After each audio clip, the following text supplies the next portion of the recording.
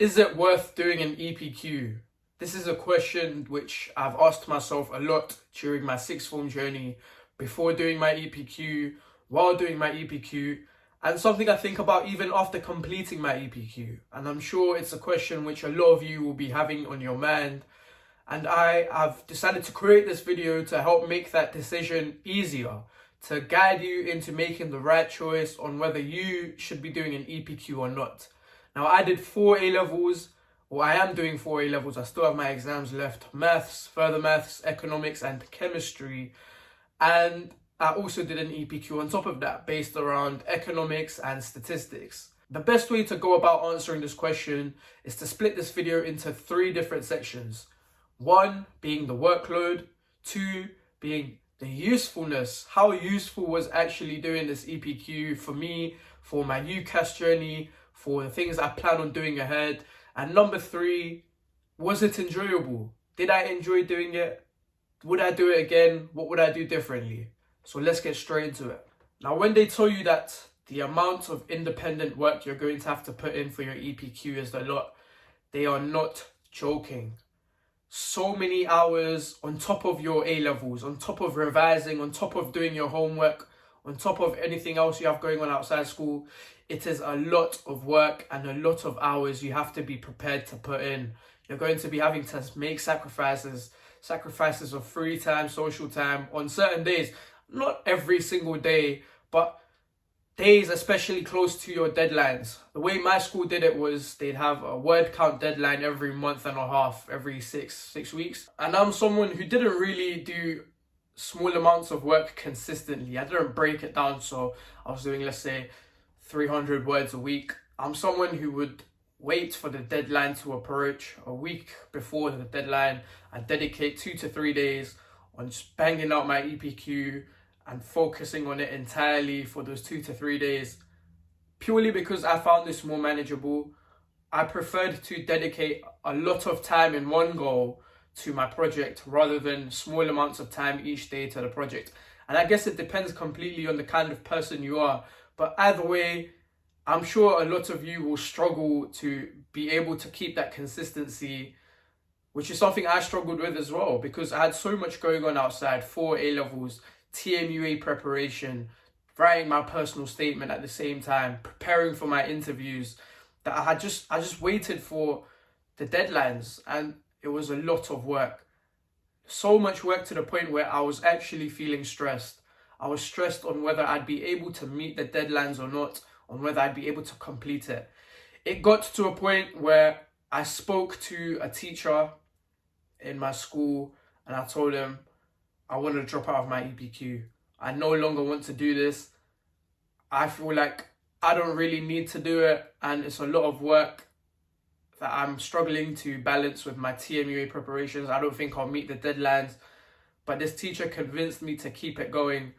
He said, listen, you're applying to Cambridge and LSE and these top unis, and it will really stand out. I'll get onto that a bit later into the next section, the usefulness. But it got to, and I'm someone who works really hard. Well, I think I'm a hardworking person. So for me to want to quit an EPQ, it really tells you how much workload it really is. So if you're someone who's not prepared to put in lots of work, who's not prepared to sacrifice hours before your deadlines, then this project is not for you.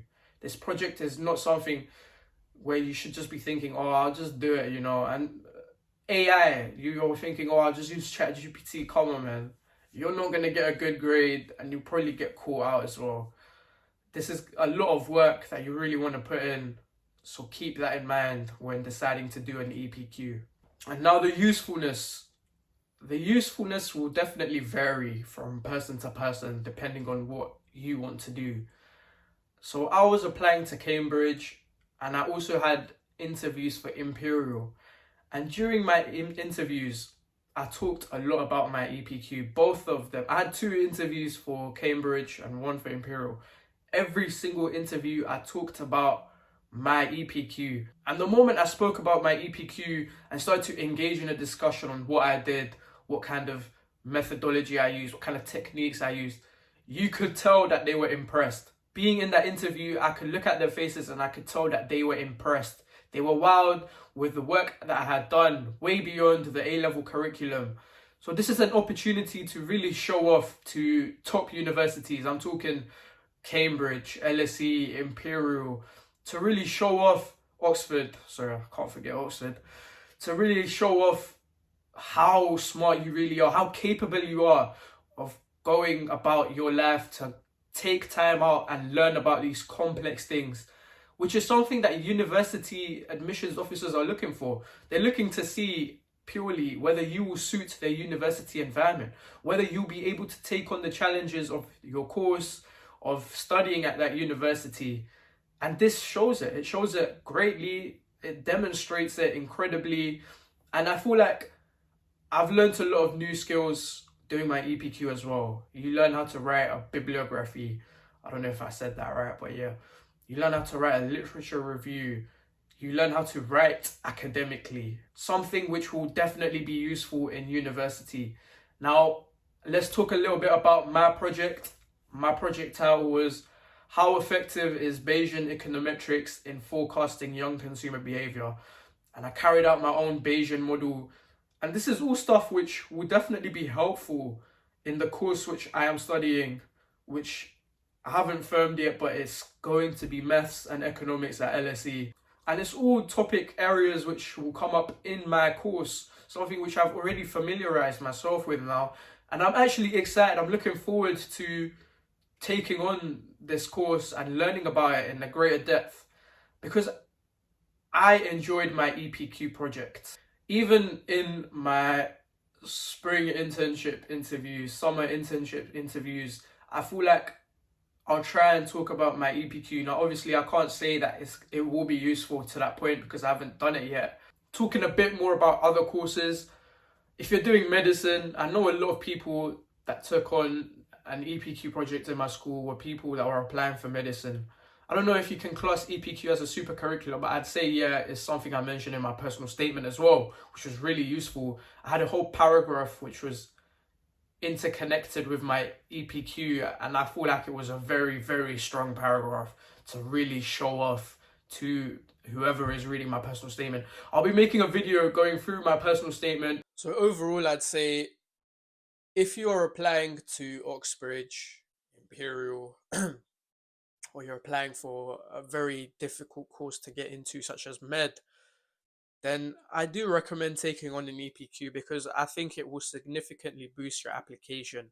A lot of people say it's not necessary, it's not required, which is true. You can get into Oxbridge, you can get into medicine, you can get into Imperial without doing an EPQ. And I know people who have gone into these top places without it. But I do think that it boosts your application, especially if you're going to be doing an interview where you can talk about it, where you can show off to the interviewer. Then I recommend taking on this project, keeping in mind how much of hard work will have to be put into the project itself.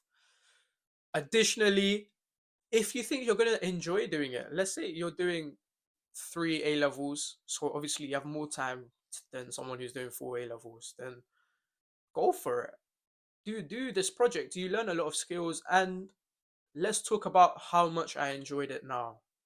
Now, yes, lots of hard work. Yes, lots of stress. Yes, I wanted to quit.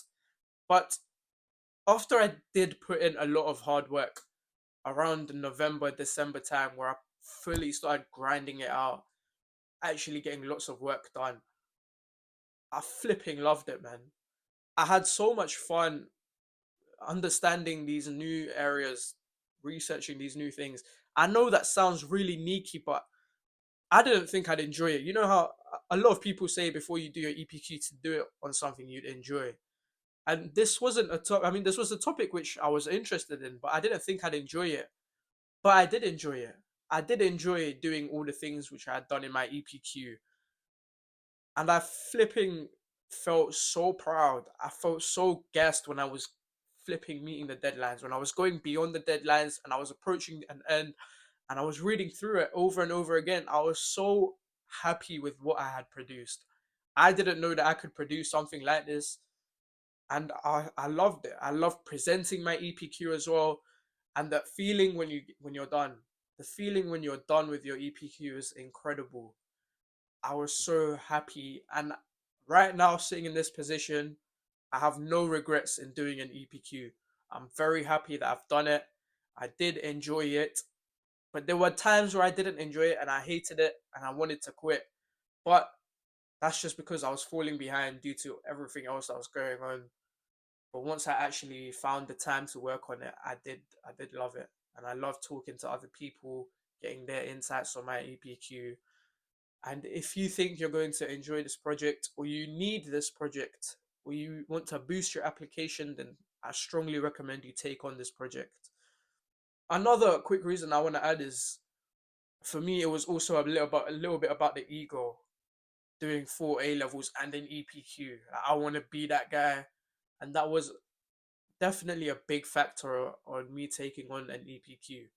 I don't know what grade I got because I started to bunk when you could ask for your grade to revise at home. I guess I'll find out on results day, or I'll ask when I go to school for an exam. But yeah, I hope this video helps make that decision a lot easier for you. Make sure you like and subscribe, comment. It's difficult pushing out videos during A level season. I need to be revising right now, to be honest. But I'm trying my best. So please like and sub. After A levels, content's going crazy. Crazy. So like and sub, man. Any questions, put them in the comment. I'll put my email and my Discord in the description of the video. So if you want to contact me, contact me. If I've missed you contacting me, I don't think I have, but there's a possibility I have, then hit me up again, man. Email me again, message me again, everything. Thank you for watching.